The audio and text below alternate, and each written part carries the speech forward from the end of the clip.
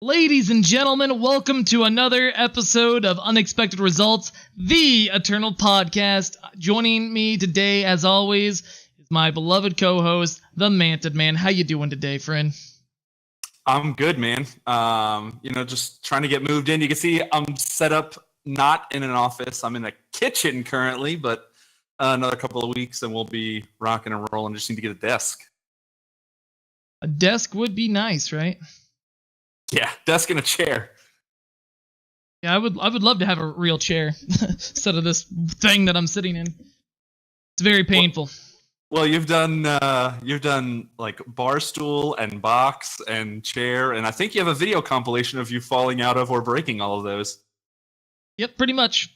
I've gone through a lot of sitting apparatuses on this stream and whatnot. Well, there's a lot of jumping up and down and yelling at the cameras. So at least chairs are really the only thing you've broken. That and headphones, I think. Yeah, I mean those headphones were old, so they kind of broke themselves. That's right. They deserved it. Something like that. Yeah. Well, no, it's good to be back. Good to be doing this. You know, last week I was actually at my in-laws doing the podcast. So it's good to be away from judging ears and prying eyes. So, it's going to be a lot of fun. We've had an interesting 7 days since the last podcast. That's for sure. Yeah, a lot of things have gone on for sure.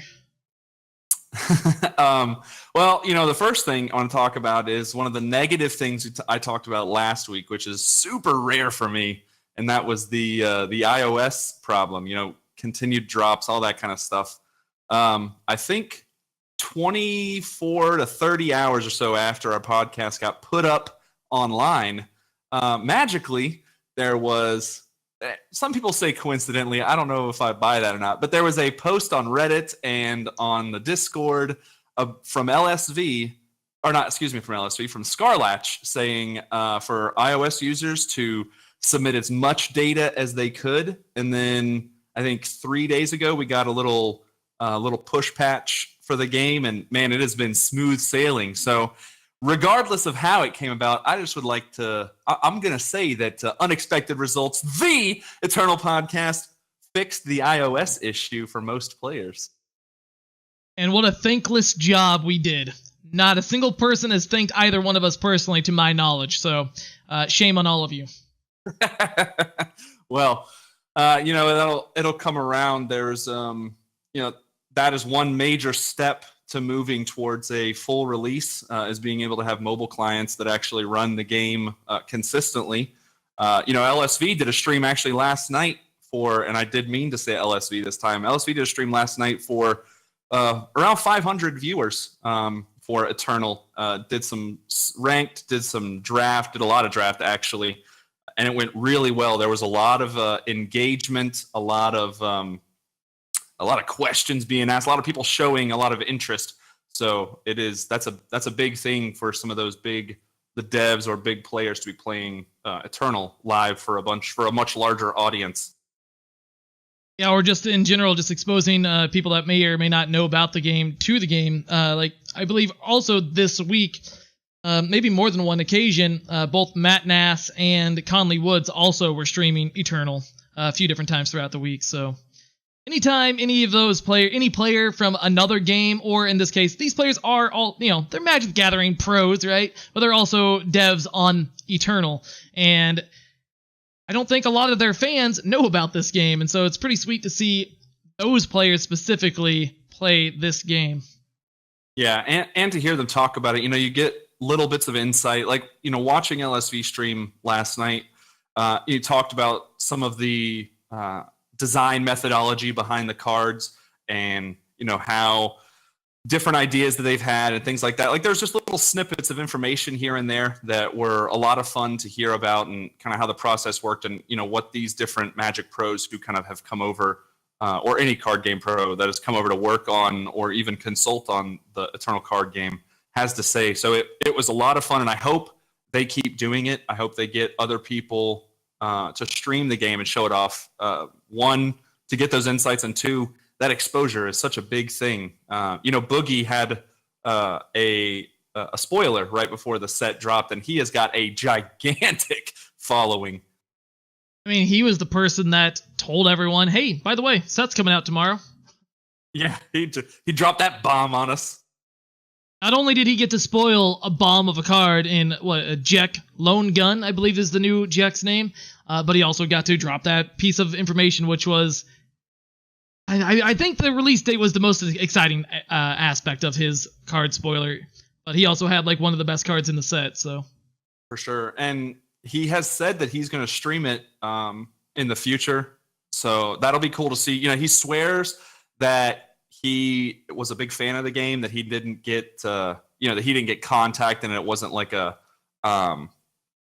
publicity or anything, that he just wanted to be able to spoil a card. He's a big fan of the game and stuff like that. So if that is the case, having some real passion behind it as well, if he goes out and streams or does a YouTube video or something about it, that would be gigantic as well, especially as that kind of full release looms. Yeah, I believe on that Twitter post that he made for that spoiler, he ended it with hashtag not a paid promo or something like that. Yeah, it's just really cool. There's a lot of good stuff happening. Obviously, our team is doing a lot of work. Team Rankstar, articles and stuff. I think we have a new Meta Monday coming out tomorrow, Monday. There's that when that happens. The Jank Friday continues. I know you've got some more videos that you're working on. Notorious GHP has some stuff. There's a bunch of cool articles coming out. I'm working on a new article series now. I can't sit in this chair for long periods of time, so doing the article stuff is just terrible. I have nowhere near the endurance and the resolve that you have. So I'm used to being uncomfortable. Yeah. For videos from me, you can expect a video from me every Wednesday, sometimes more often. We had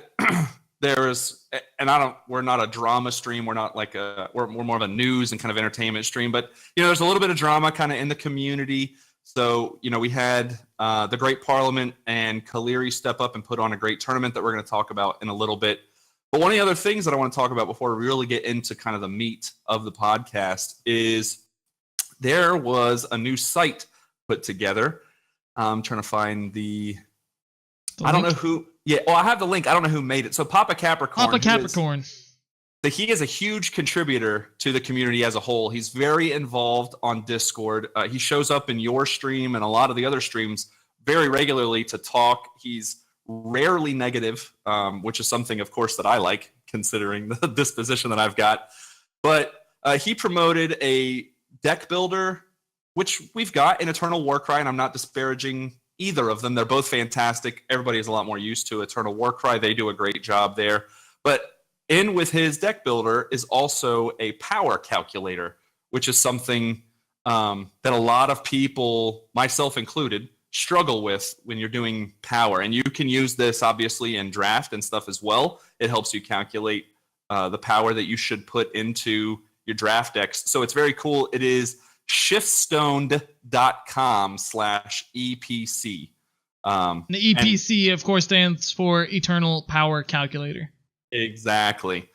So shiftstone.com is just a website that has a bunch of other good stuff on it. Right now it's got the community, and they're working on tournament results and having links to streams and stuff like that. But the second thing they've added is that Eternal Power Calculator. So it's very cool. I encourage everybody to check it out. Reach out to Papa Capricorn, let him know that you heard about it on Unexpected Results. I know he's a fan of the show, and just an all-around great guy. So not a paid promotion. Hashtags in there. Hashtag. I like Papa Capricorn. Yeah. Great guy. And I think we'll link to that in the description on the YouTube and everything for people who aren't watching live. It's in the chat right now, obviously. Assuming I don't forget. Yes, it will be there. All right. Well, let's talk about Kaleri and the Great Parliament's Saturday Challenge. There were some really cool decks, one of which I loved. Two of them actually are really fun, but one of them I've been playing a bunch just because it didn't require a lot of new cards, so I was able to play it with my wife, who doesn't have nearly collection that you or I or any of the other like hardcore or more hardcore players have. But a great turnout. I think they had like 40 people show up. I know at least one person slept through the tournament. So, and we also had two members of Team Rankstar casting that event in, I believe it was the Overmaster and Notorious GHP. Yeah, and they did an awesome job. I wasn't able to catch the whole tournament, but I did make sure to stick around for semifinals and finals. So shout out to those two guys definitely for carrying the game. You're never gonna believe this. I did not wake up in time for the tournament. I woke up about 15 minutes after it started. I had multiple missed calls from you and lots of messages on Discord from fans and friends and whoever's being like, hey, wake up! We know you slept in too late last week. Wake up! You gotta play in the tournament. We need you, Platypus! And unfortunately, just a little too late. But I did not end up watching any of the tournament except for one sweet clip of a player missing lethal and then getting killed out of nowhere with an insane berserk turn from Paradox. I believe the two casters, GHP and Overmaster was reading chat or something, just looked away for 5 seconds, and GHP was just like, Overmaster? Paradox just won. He's like, what? What are you talking about? What? I was reading chat. What happened? So yeah, just a barrage of pump spells and berserk on what was it? Sensari Brigand, and boom, game over. Yeah. So let's go ahead and talk about that because that's the deck I was referring. One of the decks I was referring to is Skycrag Berserk by Seek Power Gaming's Paradox, who is no stranger to the top 8 in any tournament that he finds himself in. Great precursor to this conversation. A great budget deck for anybody who wants to jump in because it only runs 4 legendaries, not 4 different legendaries with 4 copies, just 4 total legendaries. So it is cheapest deck in the top 8 by what, like almost 20,000? Yeah, by a large margin. Yeah, I think the next cheapest one. So it's 27,000 Shiftstone to craft from scratch. The next cheapest one was 44,300, which was the top deck. Yeah. So yeah, no, this is. Oh yeah. Go ahead. No, go ahead. I was going to say Skycrag. So Skycrag Berserk is exactly what it sounds like. It is Skycrag colors, so Fire Primal, like a 50-50 split, almost down the middle. The only legendary it runs is Vadius, which is not very easy. Relatively easy to sub out if you don't have that and you still want a very strong deck. Thunderbird. Yeah. Or 2 drops. I don't know. I've run the 15 or 20 games that I played with it yesterday and the 25 or 30 I played today. I may have played Vadius like 3 times. It just never gets there. You never need him. Vadius has been pretty important to my win rate with the list, but yeah, I mean, if you don't have the card, you could play the other 2 Rampages, and then like 2 Thunderbirds. You could play 4 Thunderbirds. There's a handful of cards that you could choose to swap out or in for its place. You could even play Cinder Yetis if you have that campaign. There's a lot of subs that you could make. Really the important part of the deck is all the Berserk action in the Rampage. Yeah. I mean, he is great because if you get to 7 power for some reason, he generates the weapon. But I think the quick draw is the biggest thing. I know my wife only has 2 Vadius, and she started with Cinder Yeti and subbed out Cinder Yeti, and I think she put in the 2-drop 2/2 quick strike, or not quick strike, quick draw gunslinger.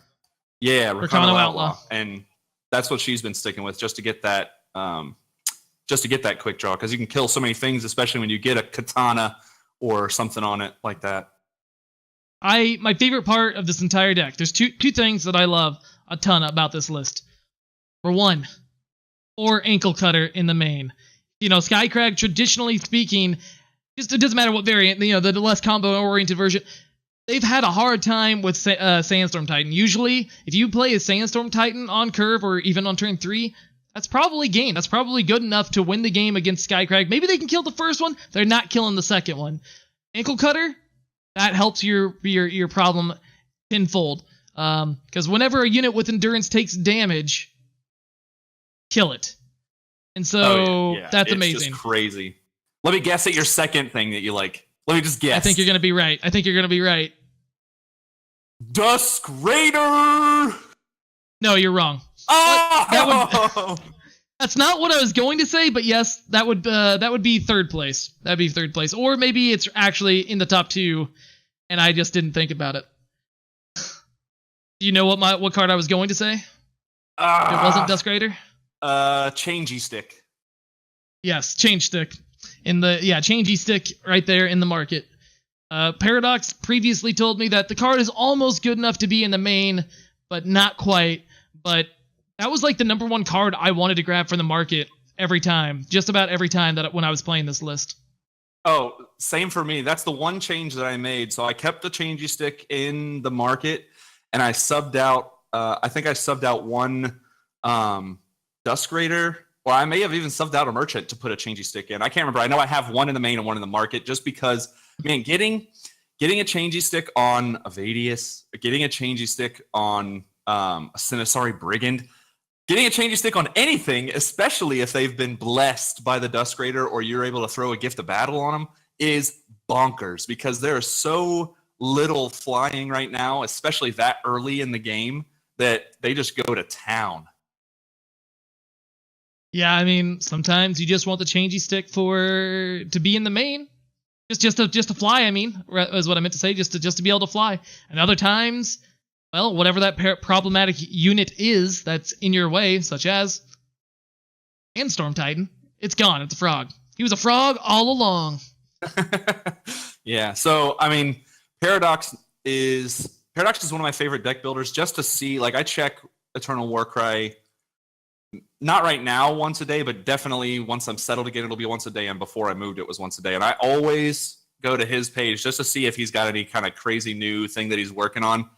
He's a very inventive deck builder. The inclusion of Dusk Raider, I feel the deck obviously wasn't built around Dusk Raider, but looking at that card, I can see what could spark somebody's imagination that's got his kind of skill set to build a deck, because Berserk is such an incredible mechanic. It was so underrated when it got revealed. Everybody's like, this is kind of... You only get to do it once? Blah. Yeah, and you and I talked about it, and we're like, dude, this is crazy. And I think Paradox felt the same way, because even if you only do it once, it's only once that matters. That double attack in there, especially on a unit with double damage or something that's carrying a whole buttload of weapons, sticks and swords and, chakram and all this kind of stuff. I mean, you don't need them to hit more than twice, more than once.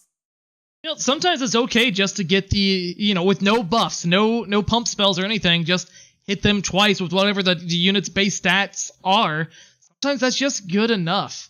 Getting that early in, you play Dusk Raider on 2, you drop return, you hit Champion of Fury, play it, hit him for 8 with that card. Like, the next card that you have, or the next time when you finally draw a Gift of Battle, whatever, just getting that extra 4 damage in that one time will ultimately let you kill them later on sometimes. So Berserker is really good. It's really fun.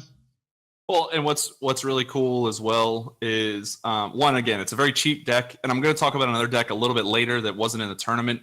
It's really good in the Gauntlet as well, just because it's so quick. So for you new players that want to grind out Gauntlet, this is definitely a deck to grab. Especially because if Dusk Raider is in play and you draw a late Oni Ronin, the Oni Roni, and get that War Cry, the AI rarely blocks an Oni Ronin because it doesn't consider it a lot of damage, and it doesn't. I don't know what checks it's doing. I'm not a very good programmer, so I don't know what checks it's doing for Berserk. But having that double War Cry is bananas when you can get it to go off with Berserk. Yeah, I've had a lot of fun doing that, actually. Yeah, no, Gift of Berserk is probably Gift of Battle. Gift of Battle is probably the card I've played the most. That's the card I've mostly been playing decks centered around that card this last week. Yeah. Could you imagine if the only thing, like, again, I love that card as well, by the way. It is ridiculous, especially for a common card. Could you imagine if it was fast, even at 2 cost, if it was a fast spell? I don't know if it would work as a fast spell, because you have to choose to attack with the second time. That's right. Yeah, after combat's declared. Dang. But being able to do it at the end of your opponent's turn so that you can have that extra power for your turn to pump up the dude. That would still be nice. That would be. All right, well, so Paradox, great deck. Skycrag Berserk came in second place yesterday.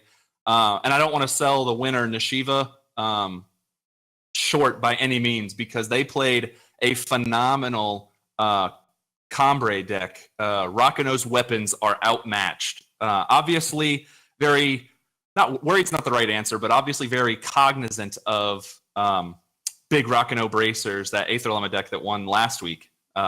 So came in to just kind of overflow what power the weapons could bring. So, I mean, it has all the staples: Unseen Commando, Valkyrie Enforcer, Vanquish, Crown Watch Paladin, and of course, because you're in the right colors, Teacher of Humility, which is just a kick in the teeth if it gets through. Yeah, also worth noting, Sword of Unity as a 4-of, a card that a lot of people were really hype on leading into set 4, but then I haven't really seen it get played. I think I've played against the card only 1 or 2 times.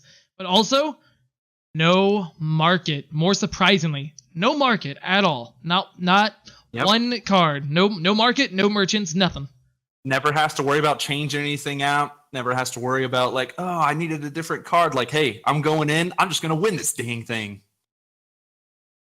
Yeah, and one of the complaints that I had about the tournament from the previous week, again, I slept in too late to play in it, was that I was required to play a market.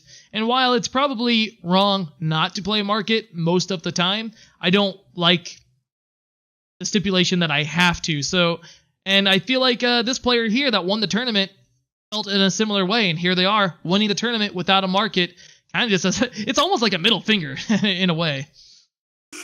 Yeah, absolutely. You know, it's there's a lot of merit to taking extra time and building a deck that doesn't require like these extra cards, and in a lot of cases, even with the Aurelian Merchant, which Nishiva was colored to have and all that kind of stuff, sometimes the merchants just don't fit. Like even if they're amazing, like the Aurelian Merchant is, they drag your deck down. Yeah, they get you a card, but they serve no other purpose. So this deck is very svelte, very streamlined, and obviously very good since they won the whole thing. Yeah. Yep. I have nothing further to add to what you just said. You nailed it. So there were some other, there was a lot of other good decks. The most popular color combination was the Fire Justice Shadow. And so Sono played Gaza, which was a Fire Justice Shadow, came in third place. Walloy Taja, I apologize if I butchered your name. Let's just call him Wall. Wall played Fire Justice Shadow Removal Pile, and Why Not played FJS Stuff. And let's just be honest, these are just all basically FJS Removal Pile decks. Yeah, like mid-rangey decks. Mid-range removal-y, whatever. Yeah, kind of a take on Kamado's Removal Pile that did so well at the end of the last set. All had their own kind of original twists and stuff as well, but obviously Fire Justice Shadow is a good deck to take into ranked. And by the way, because these decks don't have sideboards, they're all ladder legal, and you see how well they do. Skycrag Berserk has worked well for Platypus, worked well for myself, my wife, and a bunch of other people that I've talked to. It does really well in the ladder. It's a very aggro deck. So we also had Kamado from Eternal Titans playing Praxis Midrange, which he has been a big fan of since the set got released. Just kind of tweaking, changing things like that. Tobu from Eternal Titans played Die Hard and Die Hard again. Revenge Hour is what that deck is. Yeah. I've had a lot of success. I was playing Revenge Hour all week. It was one of the decks that I was considering playing in this tournament before I decided on Voda Combo and then sleeping in. I would have loved to see how Voda Combo stacked up against some of these decks. And then Marvin the Imp played Markets Broke Carngore Mountains. So Praxis Midrange. Let's just call it what it really is. It's Praxis Midrange. Exactly. With 3 copies of Aled Mount Breaker, by the way. So let's talk about the Mount Breaker a little bit, because I've seen some different opinions from different people. Some people say the card is just amazing, and I would tend to agree with them. It is, I think, very strong. Some people saying it's like a win more card. Like if you have the ability to get a lead out and keep him protected, he's a win more card. You've already won the game. And other people say like, just put him in your market. It's a good like one-off if your opponent's not playing a lot of removal, things like that. I tend to be in the first group. I think Aled, if you have the space to put him into a deck, that Inspire that doubles everything on a unit is bonkers. And then the ultimate as well is... That was a loud whistle. Yeah, I mean, I'm not sold on the card myself. I would fall closer into it being like the win more type of card, but I mean, it's definitely one of those type of threats where it kind of has to kill it. I mean, that it's also reliant on you then drawing threats. Like people talking about Black Hall War Leader and this card both, or just Inspire units in general, but specifically those two.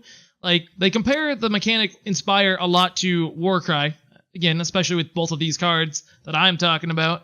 And the difference there being, Warcry is good because it's going to affect, a card no matter what. These cards, you have to then draw a unit for them to do anything. I've so many of my games of Stone Scar aggro with Black Hall War Leader, I get my War Leader up 1, 2, 3, 4, whatever, and then just never draw another unit. It's like just draw like torches and stuff. And in those games, the cards feel bad, but also, yeah, I feel like, just to get back on topic, Aled, Mount Breaker, generally speaking, usually is probably just win more, but definitely a very strong card. I don't think it's wrong to include it or consider including it in your deck. It's very powerful. For sure. So let's talk a little bit about how you think this will impact the ladder for people who aren't in Masters yet. I know you were in Masters, you're playing kind of the fun jank, the sub decks, things like that. But for somebody who is in bronze or silver or gold or whatever that's climbing up, what do you think they can expect to see based on the results from this tournament yesterday? Well, in my experience today, I have pretty much just played against removal pile decks, is what it feels like. It's decks with lots of removal, one way or the other. Not just Fire Just a Shadow, but Felm too. I've played against the Time Primal Shadow lists. I played against a deck with Searso's Cleaver, and that kind of tilted me. But right now I'm seeing a lot of removal pile decks, so I think just trying to go underneath them completely, or just completely over the top of them. Like, play the dirtiest of dirtily control decks with all the board sweepers, or just play the smallest little dudes, kill them today before they can even play their Sandstorm Titan, or whatever. Their Harsh Rolls, whatever they're doing. Yeah, so...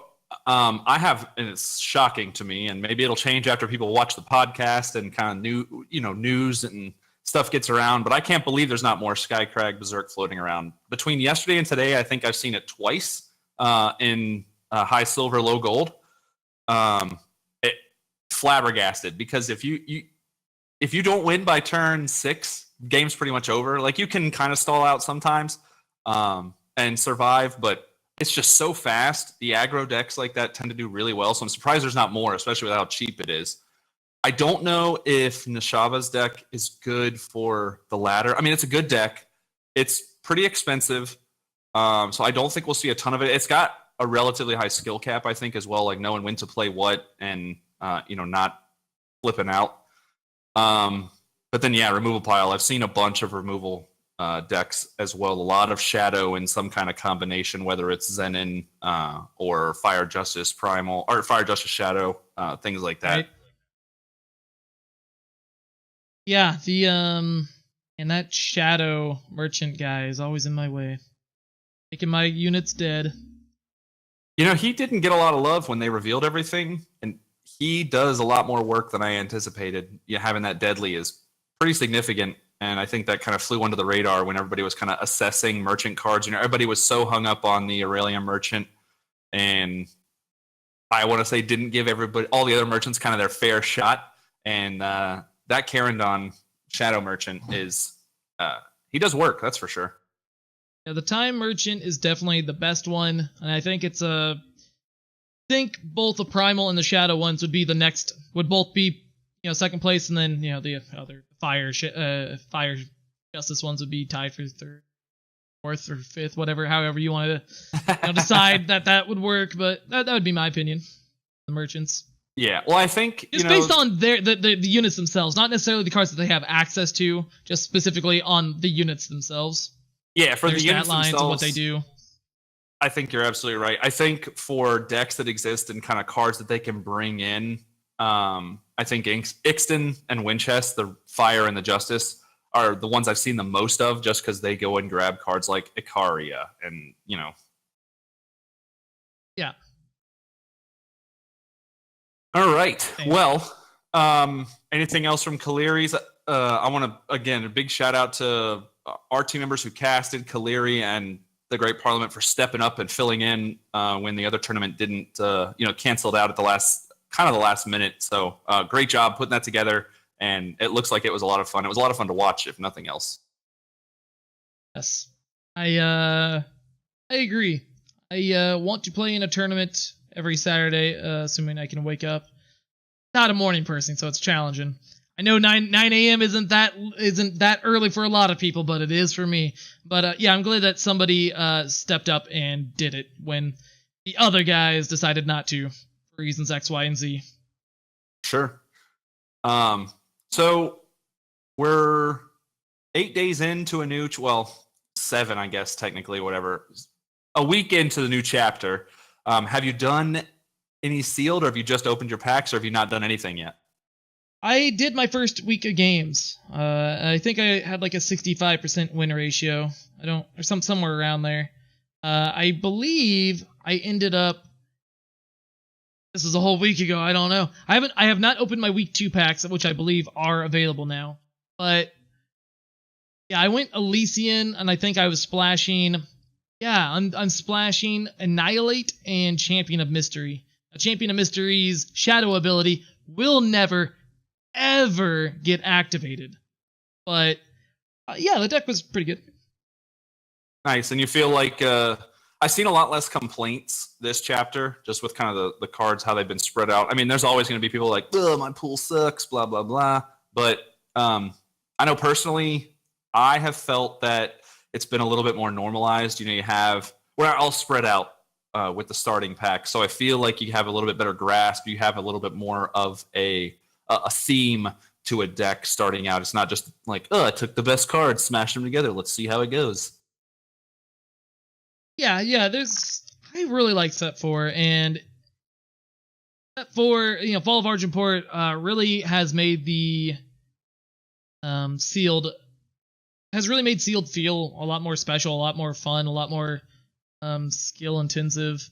Yeah, I don't know. I just really like the cards in set 4, especially the power level of the commons and uncommons is increased from set 3, Dusk Road. So that definitely, when you're getting 4 packs of that, when that's primarily what you're getting is the new set, and those commons and uncommons are so strong, it's definitely, I'm liking it. I'm liking it a lot.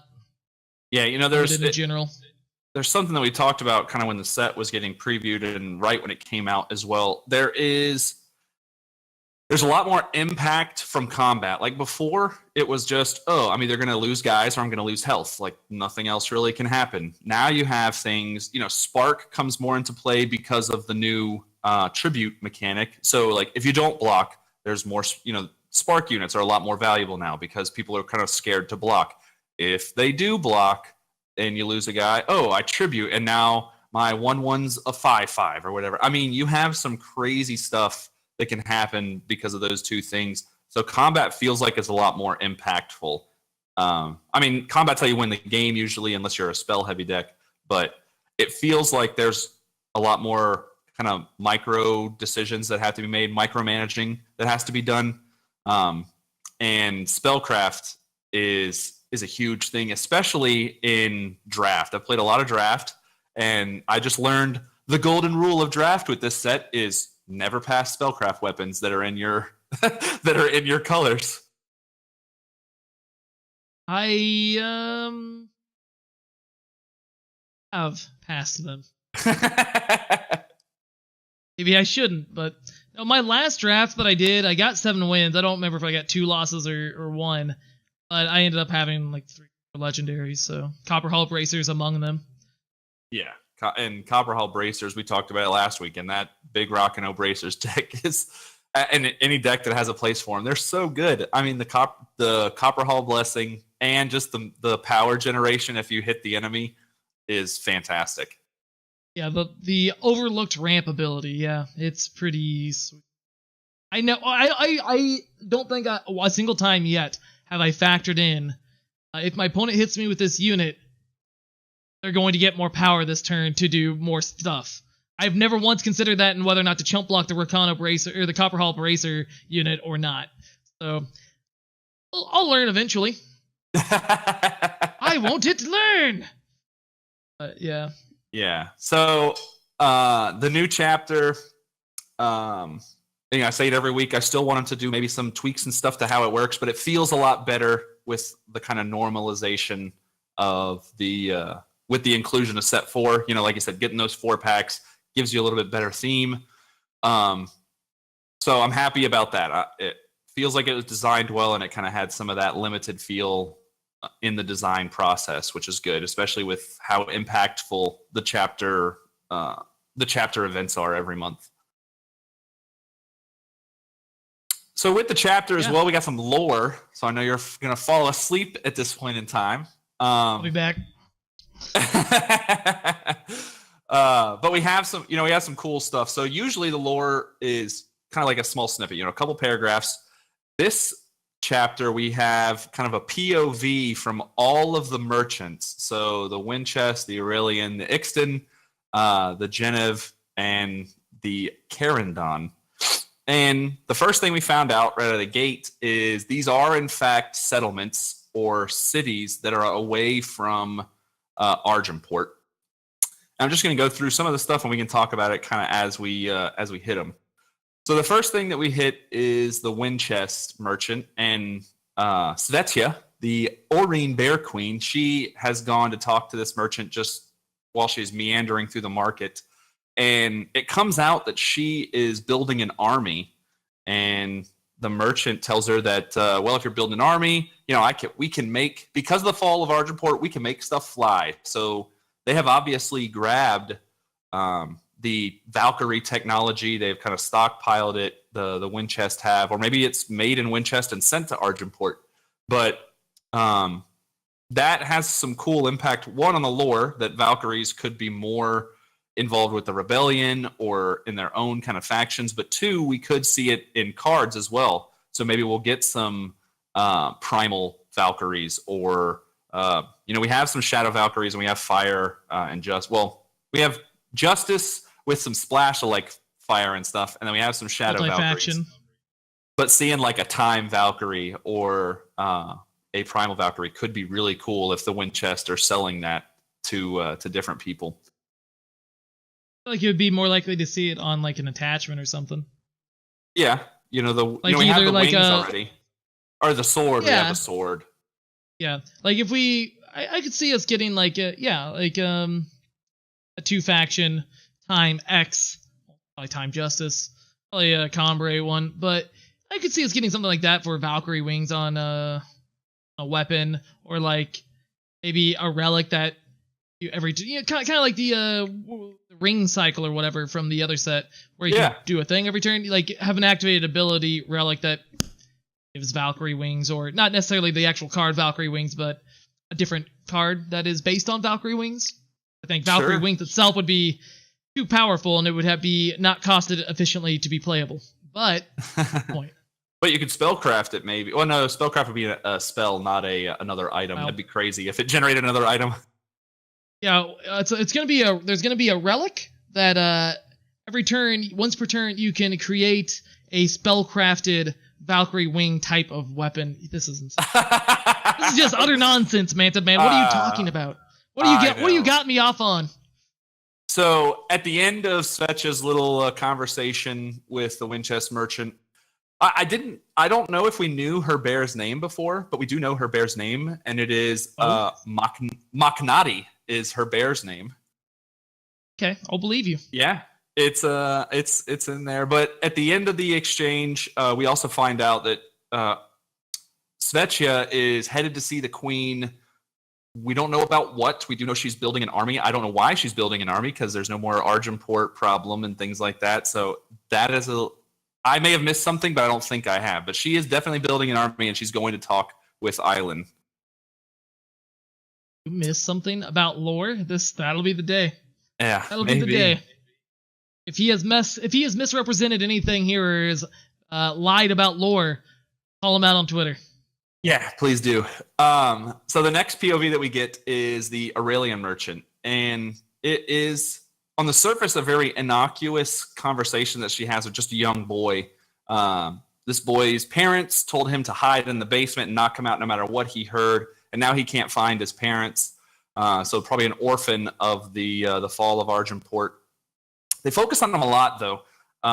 Which makes me think we might get a card or maybe a little mini campaign that follows him as he searches for the hidden city of Auralia out in the deserts. So the merchant's telling him about the city and that it's not necessarily lost, like the legends say, it's just hard to find. And those of heroic stature can find it. So she expects to see this boy there. And she gives him a gift, which is a card I expect to see in either the next campaign or the next set. It is a Waystone Pebble. And she says, hey, hold on to this. It'll protect you from the Shadowlands that are growing. So we got like 3 things there. Lost City of Auralia.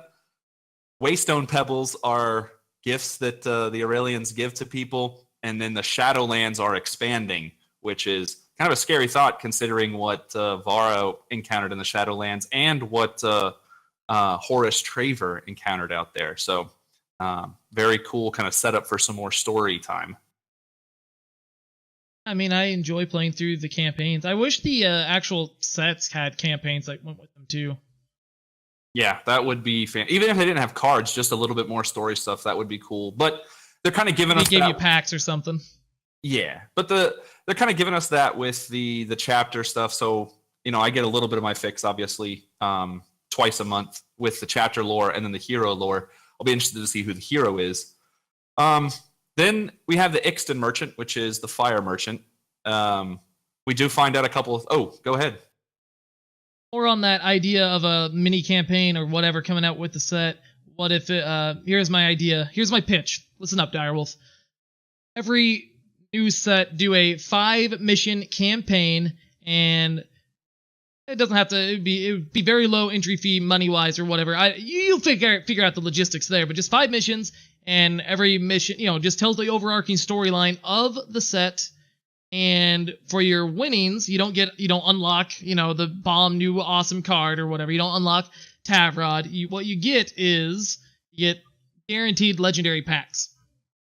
5 of them, 1 for every mission, or maybe 2. Oh, that'd be cool. Something like that. Just a pack with like a guaranteed legendary in it or something like that. Or maybe 3 packs for each one, but one of them, you're guaranteed 5 legendaries throughout the thing. I don't know. Something like that would be sweet.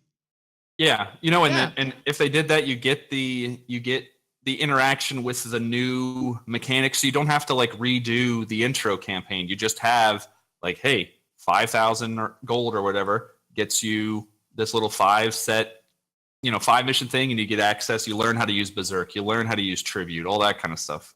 Yeah, exactly. Feature the new mechanics. So a mission for each new mechanic. That would be, so maybe not necessarily 5, but whatever the number would be. Yeah, that'd be neat. Sure. And, their Direwolf and the Eternal Design team has been fantastic about making this game. We talk about it all the time. Talk about it on your stream.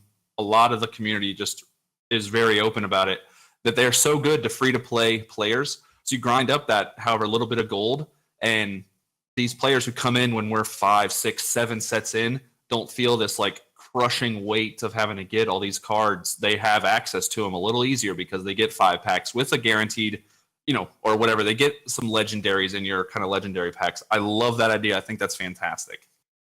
I'd be into that. I would be very, very into that. Let's do it. Make it happen, Direwolf. Direwolf, checks in the mail to us for that great idea. We understand completely. You're more than willing to use it. I just want 10%. 10%. Of the gold or of the money or like... Well, if it costs, say, $10 worth of gems, give me $1. I want a minimum of $1 per campaign sold this way. Done. All right. Well, now that we're going to get sued into oblivion, this will be the last. Nathan, man, I'll tell you what. Of my $1 profit, I'll split it with you 90-10. Fair. I'll take it. I get 10% of 10%. Yep.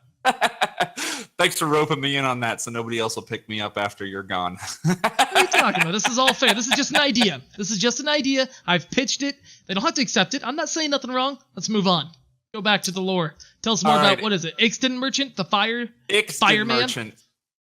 So we don't get a lot in the Ixton POV. We find out that she is a very mean person. I mean, not necessarily mean. She's very snarky. Yeah, exactly. She's fiery. She's got some heat.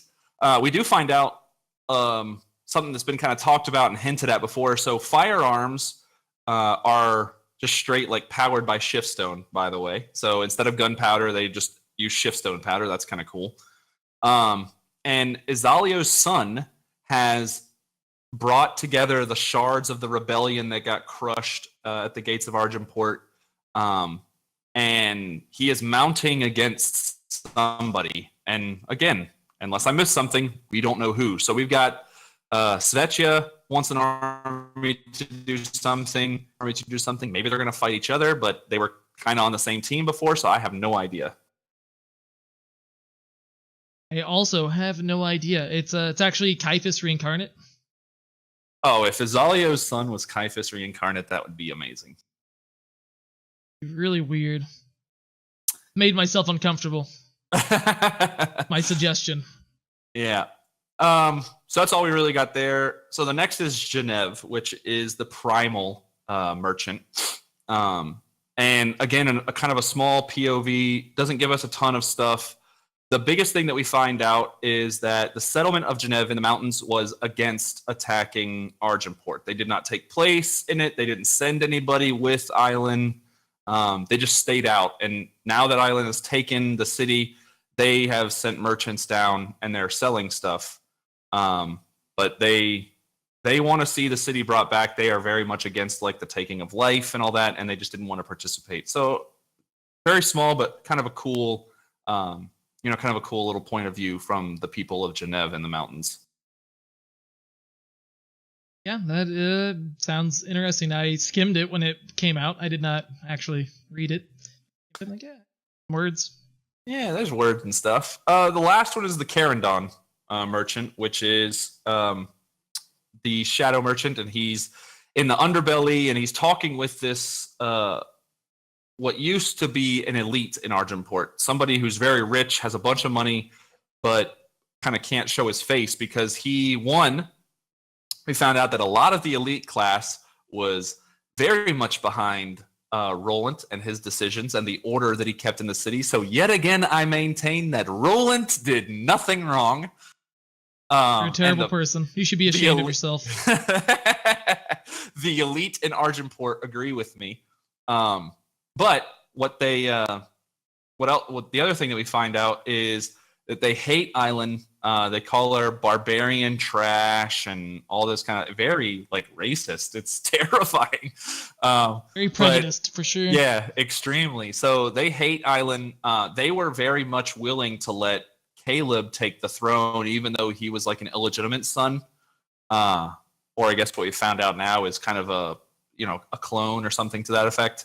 So they wanted, they don't know that, obviously. They wanted Caleb to take the throne, but there is a rumor. The coolest thing is there is a rumor going around amongst the elite that Island has, quote unquote, taken care of Caleb. So if we get something in the campaign where like Island has killed or imprisoned Caleb, that would be bonkers. Has nothing to do with Circe, not interested. Maybe Island and Circe are teamed up and Caleb is imprisoned with Circe.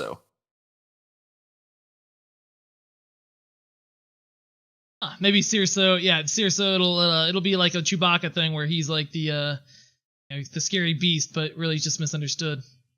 Maybe. But he just eats you because he has to, because he's a prisoner now. Yeah, he's got that whole gluttony thing going on. So, Yeah, so we don't know. The Karendar merchant is very much. He's like, hey, the island and her, her dirty berserkers and barbarians. They're going to learn that that the cults, or not the cults, excuse me, that the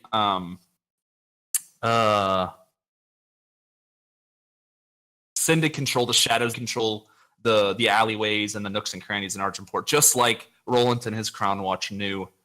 And so they intend on keeping their thing going. So, Tavrod, the Tav god, he's probably all right in the underbelly. Grinva and her arena fights are probably still going strong.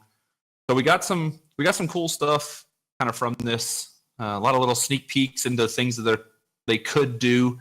I would love to follow. I would love a campaign, obviously, for Circe. We've talked about that.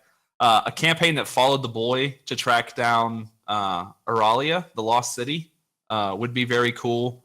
Or maybe we get something like the intro campaign that's kind of broken up into a few different POVs. Maybe we go to Winchest and find out that they're trying to replicate the Valkyrie wings. Maybe we go to Auralia and find out what's going on there. Ixton, they're working with the Shiftstone mines and things like that. Like, there's a lot of really cool things that they can do. So I'm glad that the Direwolf and the Eternal team has not written themselves into a corner by having Argenport fall to Island. Yeah, they have a lot of directions they can go in. I mean, they have a lot of neat characters that could be expanded upon. Cirso. And yeah, I would like more campaigns. I don't know. That's the funnest way for me to ingest the lore of the game. I like the campaigns. They're fun to go through. I mean, the Horus Traveler one was the least interesting one to me. What?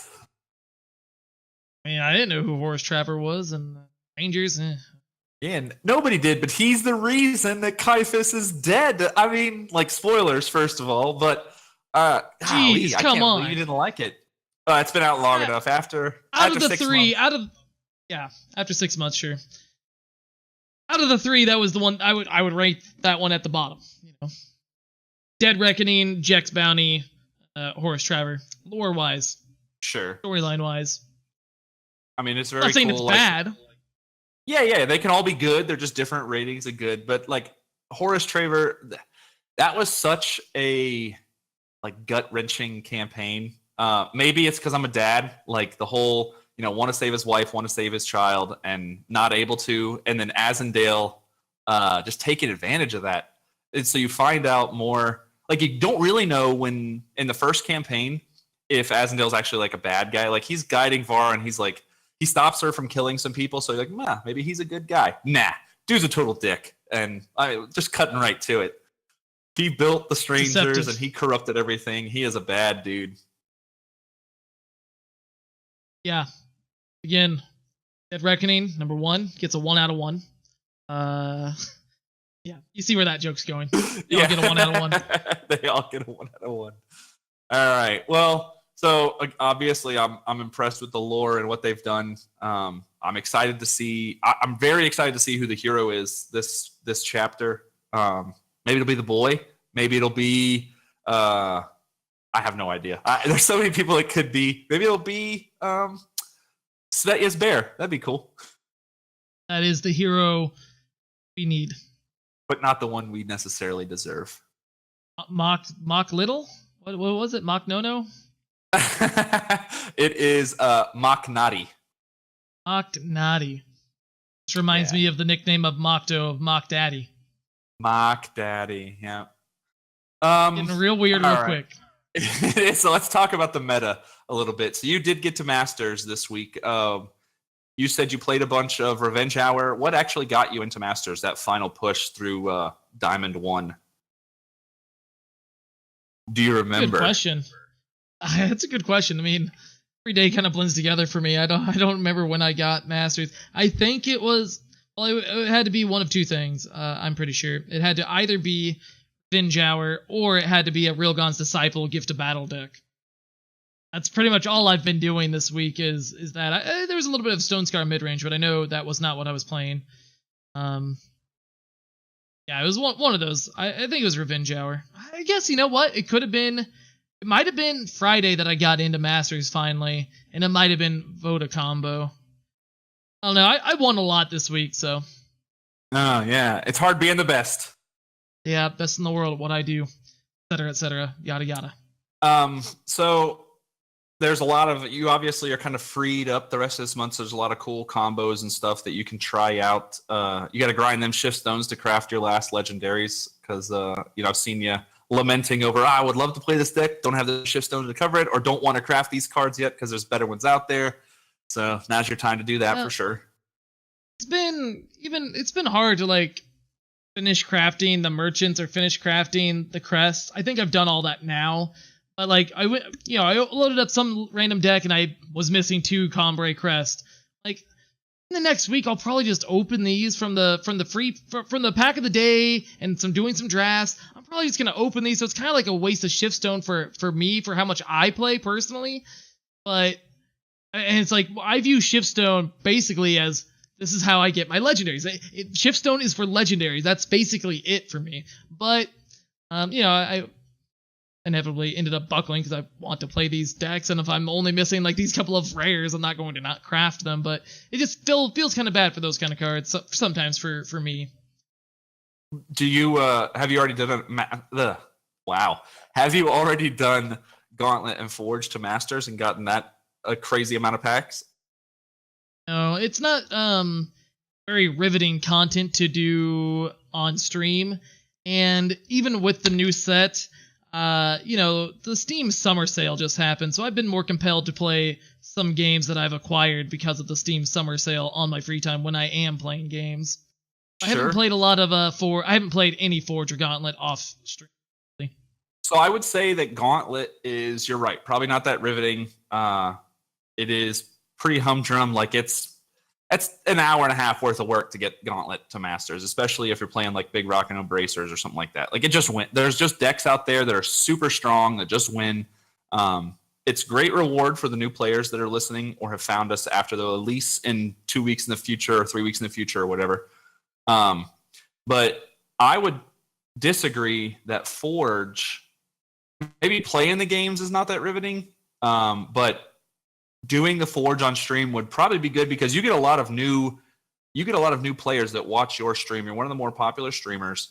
So going through Forge and kind of teaching, hey, here's how you track the cards and here's how you decide on what to pick and what not to pick, things like that. Like I would say that'd be good for your stream. But hey, I'm not the streamer. I'm just the marketing guy behind the scenes and the talent on the podcast. So what do I know? Exactly. What do you know? You're just some nobody that I have created. No, I'm just kidding. The few times that I have played, it doesn't seem like now this isn't how you should ever stream. This is not the thing that you should be paying attention to when you're streaming. Sometimes it is hard to ignore. Number doesn't necessarily grow in viewers when doing any of those modes. People just want to see ranked. For the most part, like 9 times out of 10, the bulk of people, they want to just see you playing ranked. They want to see you playing a constructed deck. So you give the people what they want. Yes. Marketing 101. That's right. Give the people what they want. Customer is always right. That's a fallacy, but that is not what this podcast is about. I don't need nothing to meet the customers. What are we talking about? Well, we were talking about the climb to Masters. The climb to Masters. The decks that you played, what other people can expect. We talked about that a little bit at the beginning. I think faster decks are always popular the first couple of weeks of a month, and then people kind of the people who come back in, they're playing decks that they want to play. So you get more like the control-y stuff. Meta slows down, gets janked up. The next thing you know, it's just memes. I want to meme. The memes. The meme, not to get off topic again, but it kind of translates into the stuff. The meme that's kind of floating around now is everybody is using Rizan as like either Risen or Reason when they're talking in Discord and stuff. And I love it because Rizan or whatever, that card is just awesome. The art is great. The effect is cool. What do you think about Rizan? Have you played him in any decks? I card is usually great for me. Yeah, I like the card. I think. I mean, it seems like it's kind of a polarizing card. It's not like Teacher of Humility where people they love it or hate it or anything like that. But it's just like the opinion on the card seems very split, like 50-50. And I have really been enjoying playing the card. Not super into Sower of Descent, like leaning hard into the Valkyrie tribal synergy thing, but the card, like, even if it's just you play it and you kill a thing, if you just play it, sometimes even if you just play it and pop the Aegis of something, it's like a very valuable card. And it's one of those cards, like cards with Reckless, and this guy, he still has evasion, has flying, but cards with Reckless, people often will take 1 or 2 extra hits off of the card just because they know, well, if I can just survive until 1 or 2 more turns when I can play this big unit to put in front of it, I'll be able to definitely block it. So it's fine. I'll save my removal spell and take a hit or 2 off of it, and then I'll play my big dude and block it. And by that time, now you're able to just kill their dude. Like, that type of gameplay happens a lot with Reckless units. And Rizan, I think, is overall underrated. I like the card. Yeah, I think he's great too. And, with all of these, like, big heroes, I would love to see, like, Rizan's Great Bow make a showing somewhere as a relic weapon later. Sure. Relic weapon. Yeah, it'd be interesting. Yeah, I'd be into that. I'd like to see that. I would like to see a relic weapon that forces the player to be reckless. How awesome would that be, man? Would that include all of their units or just their face? No, just the avatar. Like, you have to attack with your avatar. It would have to be attached to something that is good. Oh, of course. I don't think that would be a strong enough of an ability to just put on a unit and have it be like a hate bear, so to speak. That'd be an interesting thing to put on a card, but it'd have to be like a tacked-on bonus thing. Yeah, well, maybe it makes the avatar reckless, and even if it just gives overwhelm, I mean, it would probably make it worth it, because you're having to run through something and you deal a bunch of damage to the face as well after you kill. Like, I'd be all right with that. I would love to see that as a card. I think there's some interesting design space there, sure. Why not put that in the game? Yep. So let's talk a little bit more about, like, other cards now that we've had, a little over a week to kind of play around with the set. What cards have you found that maybe you kind of overlooked before that you enjoy now? I definitely overlooked Alessi. The set first came out. And then Ether Llama sent me a Moment of Creation list with Alessi and Crownwatch Press Gang in it. That deck is very good, but also very hard to play. Very hard to choose the correct sequencing. Just playing with Alessi in general has, playing with Alessi in general has been challenging to play accurately, I feel like. That card's pretty sweet. I'm going to eventually, at some point, try it out with Last Stand at the Gate.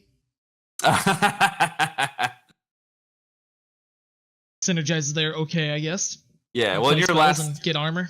Your Last Stand decks have been really fun to watch as a viewer, so I'd be interested to see that. Alessi is a good card that I think not a lot of people saw real value in until the whole set was released.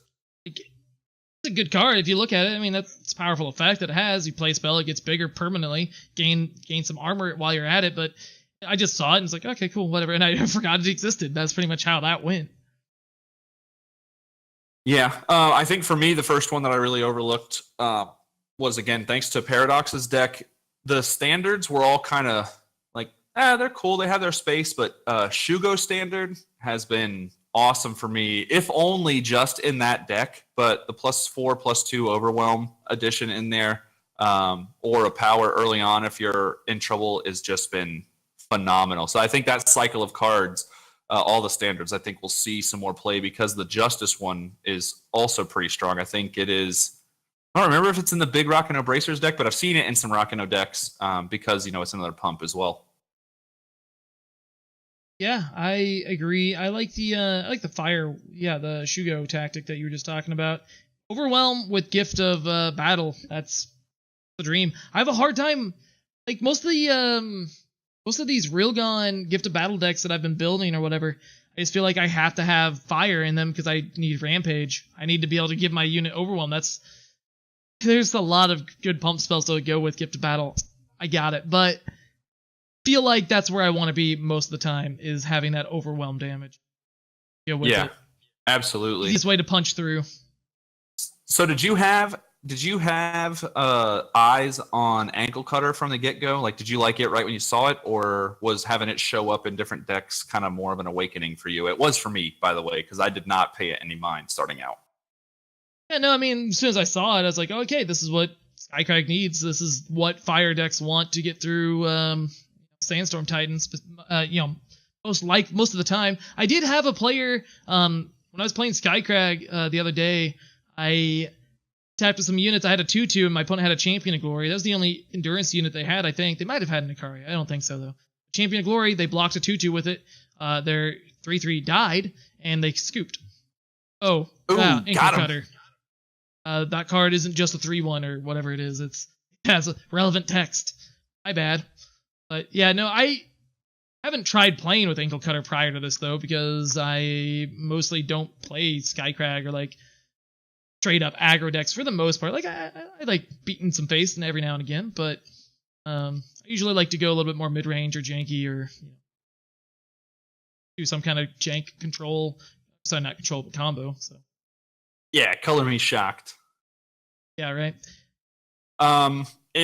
Any cards in time that you have kind of overlooked until now? Mine is Journey Guide, which is the 103 that just Inspire reduces enemy costs, or reduces unit cost.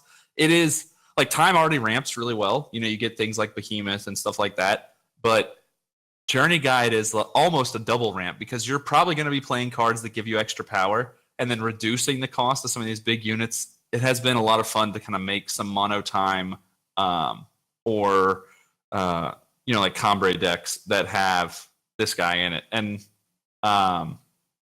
he gets torched a lot, which is really good as well, just because having that lightning rod that gets rid of those removal spells is a lot of fun. I think that's one of the biggest bonuses. One of the great things about playing time now that this new set is out, like, people, they torch your turn 1 Journey Guide or your turn 1 Initiative Sands. They Teacher of Humility. They don't have another torch. That's right. Oh, whoops. But yeah, I mean, Lessie, that was an overlooked time card for me. But no, Journey Guide, I played the other day. I didn't actually win a lot with this deck, but Bruised by God posted like an updated, Mysterium Orb Sentinel focused deck, and it had Journey Guide in it. That was sweet. I've played the card in draft a couple of times, and it's okay. My favorite Inspire Guide, but the card, I think where the card really shines is in Clockroach decks, right? That's what Clockroaches wants, is that card, right? I would also like to try Journey Guide out in a Haunting Scream deck, just to play with some other cards that wouldn't normally be screamable alongside of, Metodic Whisper, Sauropod Wrangler, just like that stuff that we were starting to see towards the end of set 3. I would like to try out Journey Guide in some kind of Scream deck. Sweet, but really, time is probably what I've played with the least since the new set came out. Like, I crafted my Teacher of Humilities day 1 or day 2 or something like that, but I haven't really played with Teacher of Humility outside of Haunting Scream, or I just haven't really played a lot of time decks since the new set came out, surprisingly, even though it's like one of the default, top of the tier archetypes is just time X mid-range. Yeah. So another card that, now I played it in draft a bunch, and I haven't seen any decks that play it constructed, but I expect it may happen. Arcane Defense has been really good for me in draft. That's the 2-cost fast spell that gives -1 attack to all of your enemies. So like the debuff, which is weird for Justice. 2 units to 2 targets. To 2 targets, yeah. Yep. It's been all of my opponent's units every time I've used it, essentially. I've drafted the card a few times and put it in my decks several times, and I have cast it once when there was 1 unit in play. It wasn't very good for me. But it looks like I mean, it sharpened. What is it? What is the +1 sharpened reflex? That card has been blowing me. It was blowing me out left and right those first few days of the new set when I would do limited games. Yeah, that's the 1-drop +1/+1 in Scout, right? Yeah, the permanent +1/+1 buff. Like when I first saw the card opening my packs or whatever when the set first came out, I did not realize that was a permanent thing until I got blown out by it. A draft game. Yeah. So now you're starting to see it pop up in ranked decks. I was playing it today. Ranked all day. I mean, a 1-cost Scout is already really good. Giving something a permanent +1/+1 can be life-changing. I mean, if you're in Argenport colors, you give your what's that? The 4/3. Brick Interrogator. Yeah, so you give it to him. You know, there's a lot of units that there's a lot of units in Fire and Injustice that if they get one more attack, they get Lifesteal turned on, or they get Quick Draw turned on, things like that. Like a lot of those cards were kind of useless, and now they're really not because that's a cheap card that does two big things. Yeah, it definitely makes all of those cards better. For sure. Yeah, it's a really good card in limited. A little bit more of an innocuous combat trick or whatever. That card's been pretty sweet, both in ranked and in draft. I can't remember that Little Red Riding Hood's name. I know we talked about her and we said she was good before, but I got her Kriva. I got her in a draft yesterday, and she's just so bonkers in draft. You just don't lose. Unless your opponent is just playing all flyers, you're in solid shape because you just always have blockers, man. Even if you don't attack with her, you just pay for her, get a dude out there. There was a deck that I had fun with earlier this week. It was a Time Primal Fire Time Primal tokens deck with Commodus Mask First Flame. So it's like you had dual access places that you were attacking from. Yeah. Any other cards you could think of that kind of came out of nowhere or were overlooked and now they're really strong for you, at least? I mean, already said I like this card a million times, and it's all I've been playing, but Gift of Battle. Day one, I was just like, oh, okay, that's neat. That was it. Move on. I didn't think about brewing decks with the card day one, but that's the only card I've been playing with. Every time I'm like, yeah, let me try this new deck idea out. Wait, wouldn't it be sweet if I put in Gift of Battle? So it's just like, yeah, I don't know. I like that a lot. Gift of Battle, Gift of Battle, Gift of Battle, Gift of Battle. Yeah, I mean, you can't go wrong with that card. It is strong, and like we said, Berserk just in general was an overlooked mechanic, kind of short-sold when it got revealed finally what it was. Once, yeah. Only once, and it makes my guys reckless. Blah, it's terrible. Nah, it's phenomenal. Really very, very, very powerful, for sure.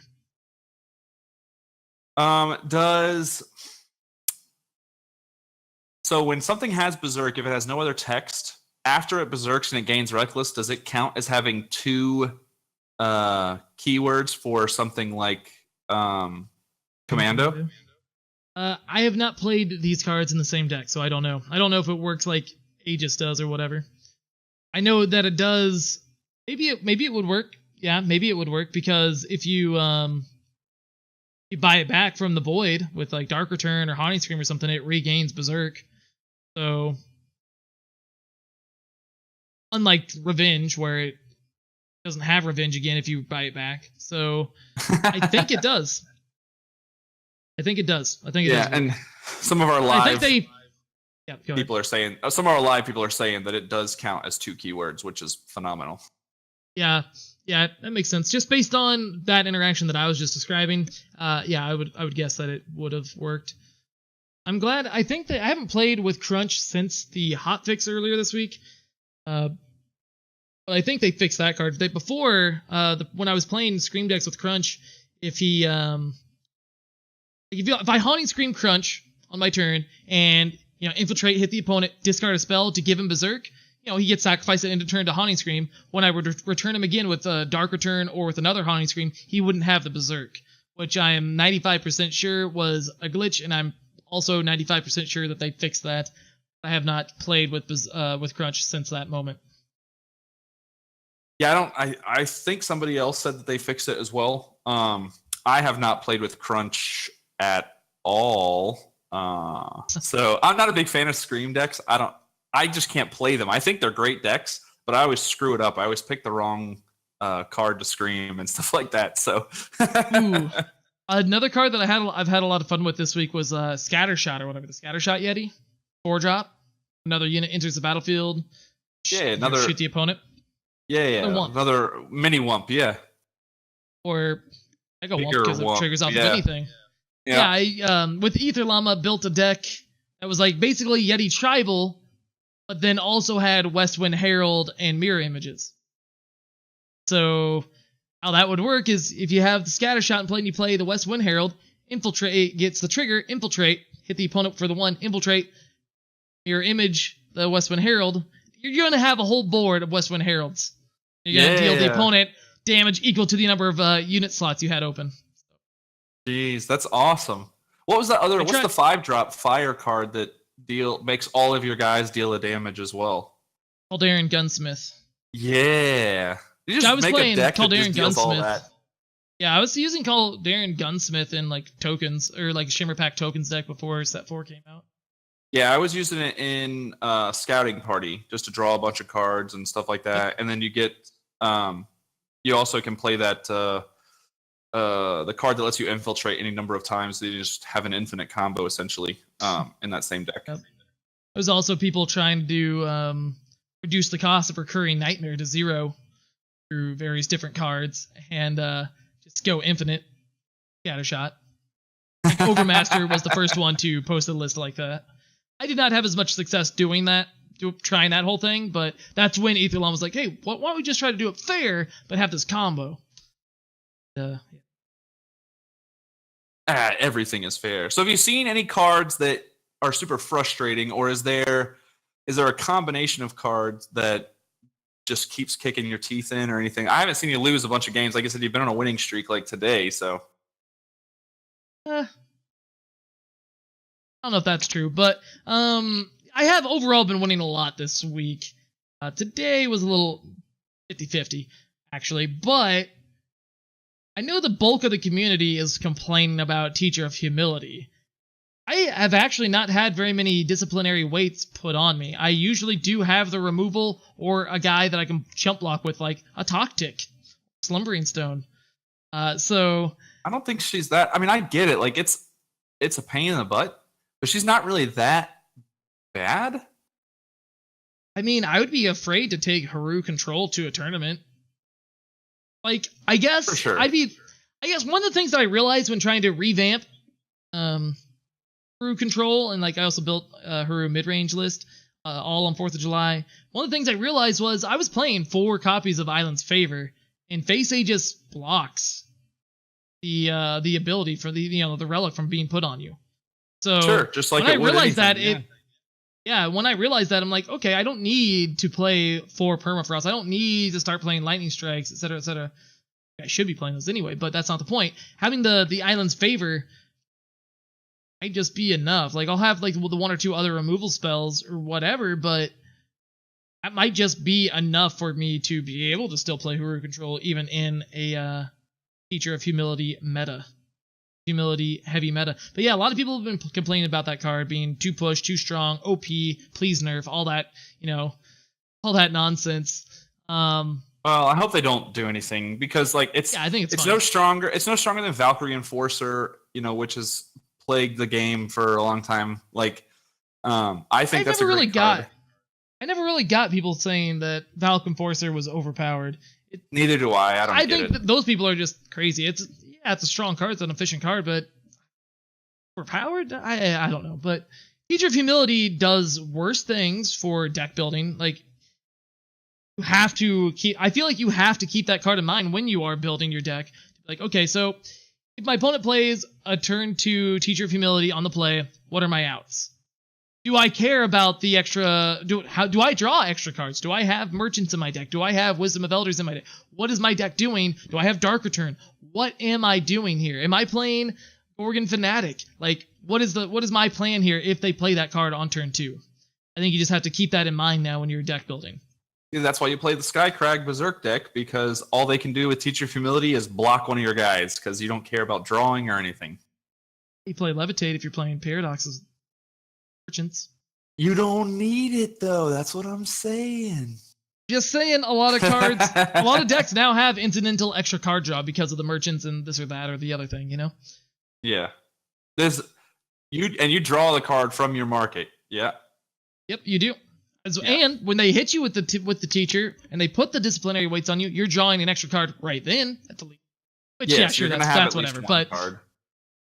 I always just draw power. I was gonna say I've been hit with it a couple times, and I think I've drawn like powers and waystones or some kind of power card, and then one of the ones I got hit with this morning, I drew one of my. Oh, I was playing Big Rock and O Bracers, and I drew an Ikaria. And I was only like turn 3. I was like, I don't care. I'm just subbing this out anyway out of my market. Who cares? Yeah. I want to play Teacher of Humility with Duskgrader and Rindra. Other Nightfall cards. Yeah. I want to make a fair time Primal Shadow mid-range list that coincidentally plays Haunting Scream. So it's going to be my Sandstorm Titan Haunting Scream deck. I'd give that a shot. I suck with the Haunting Screams, but me. I'll try anything once. Powerful thing. There's nothing else really that's terribly overpowered that I can think of. Teacher of Humility was the other card I was going to go to. I don't have a problem with it. Sure, it sucks to get hit by it, but I don't think it is a plague by any means. I don't think it's problematic. I think like you said, you build around it, and if you're that worried about it, and if not, have some 3 or 4 damage removal that gets rid of her. Play some torches, play some suffocates, play some lightning strikes, play whatever. Play Desert Marshal. Whatever. There's a lot of outs. Just give yourself face Aegis. Or just leave. When your opponent plays their first time power, just roll out of the game, be done with it. Just give up. That's right. You can't complain if you don't have to see the card. There you go. There you go. I don't think they'll do anything to change the card, nor should they. So I see that's all I gotta say incoming about nerfs. that. No incoming nerfs just yet. Yeah, there's plenty. So there's nothing else with that, man. It was a good week. I think we won't get the champion or the hero this week. It'll be the beginning of next week, like the 16th, because they usually do it mid chapter. Yeah. Yeah, I was gonna make a prediction for the promo. I guess there is a chance it would come out this week, but I don't think it will. My prediction is probably like Wednesday, July 18th, sometime that week. But therefore I'm just gonna shoot for the middle of the week. It seems like they like to put it. They like to put it like where you can like do it for the whole weekend, right? And you usually have like 4 or 5 days. So, what do you think I was gonna say? Oh no, I thought you were gonna make a prediction on what the promo would actually be, because I was just all over the place earlier in the show talking about it. I made a bunch of predictions last week, I think, about what it will be, but this week. Got nothing. Maybe it's that little boy or whoever you were talking about talking to the merchant. Maybe. That'd be cool. I could see them more going with the campaign section. Will not be Searso. Maybe it's going to be Tavrod. I want to see more. I just want to see new versions of characters that we already know. I don't need new characters. I want to talk about our old characters more. I want an update on their position in life. Fair. I don't think we'll ever see a chapter hero that is a rehash of a card that already exists. I think they will always be new characters. I'm waiting for Wump number 2. He's stronger than ever. He's now a 2-drop. Same card, but now a 2-drop. Double primal influence. I could see that, yeah. I just want a 2-drop Wump. You just want more Yetis. That's all you care about. I want there to be more relevant lords. I want more, lord units in this game. I want the tribal. Yetis are the tribal tribe in this game.